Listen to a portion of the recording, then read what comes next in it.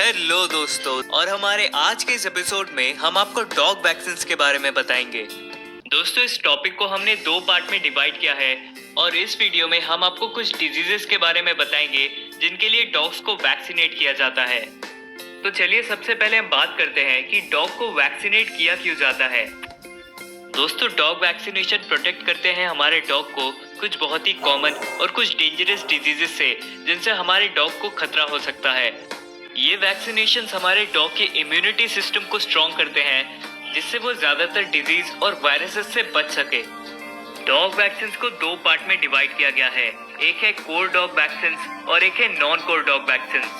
Core dog vaccine में वो vaccination आते हैं जो हमारे डॉग को जानलेवा बीमारियों से बचाते हैं, जिनमें से कुछ है canine distemper virus, canine parvo virus, canine adeno virus जिसे हेपेटाइटिस के नाम से भी जाना जाता है, और इन तीनों को एक साथ मिला के C3 वैक्सीनेशन भी कहा जाता है।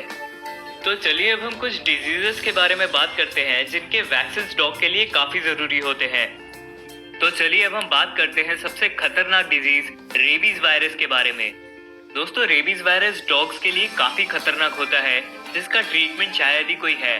डॉग्स के साथ साथ ह्यूमंस पे भी रेबीज का असर हो सकता है अगर डॉग आपको काट ले। रेबीज से बचने के लिए आपको अपने डॉग को वैक्सीनेट करवाना ही पड़ेगा, और वो भी किसी लाइसेंस वेटरेनियन से। रेबीज का पहला वैक्सीनेशन पपी को 12 वीक्स की एज में लग जाना चाहिए। अब हम बात करते हैं केनाइन डिस्टेंपर वायरस के बारे में। डिस्टेंपर वायरस एक वायरल डिजीज है जो डॉग्स के ऑर्गन सिस्टम पे असर करता है। ये डिजीज डॉग के ब्रेन को परमानेंट डैमेज कर सकता है और बहुत सी प्रॉब्लम्स भी क्रिएट कर सकता है, जैसे वॉमिटिंग, डायरिया और कुछ इन्फेक्शंस वगैरह। अब हम जानते हैं एक और डिजीज केनाइन हेपेटाइटिस के बारे में, जिसे एडिनो वायरस के नाम से भी जाना जाता है। ये वायरस काफी डेंजरस है जो सीधा डॉग के लिवर को डैमेज करता है और उसके बाद वॉमिटिंग, डायरिया और यहाँ तक कि इस वायरस से डेथ भी हो सकती है डॉग की। इसकी ट्रीटमेंट के लिए आपको डॉग की बहुत ज्यादा केयर करनी पड़ेगी और हो सकता है कि आपके डॉग को हॉस्पिटलाइजेशन की भी जरूरत पड़े। और ध्यान रखिए कि ये virus dog to dog spread हो सकता है खांसी और छींकों के जरिए। अब हम बात करते हैं एक और डिजीज केनाइन पार्वो वायरस के बारे में।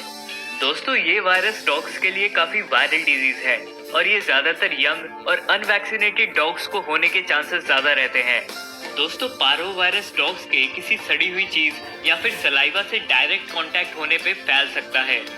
ये वायरस होने पे डॉग का ट्रीटमेंट काफी एक्सपेंसिव होता है, और अगर आप अपने डॉग का अच्छे से ट्रीटमेंट ना करवाए तो उसकी जान भी जा सकती है। तो दोस्तों, ये था आज का हमारा वीडियो डॉग वैक्सीनेशन के बारे में। इसके बारे में एक और वीडियो आएगी जिसमें हम डॉग्स के वैक्सीनेशन की टाइमिंग बताएंगे। और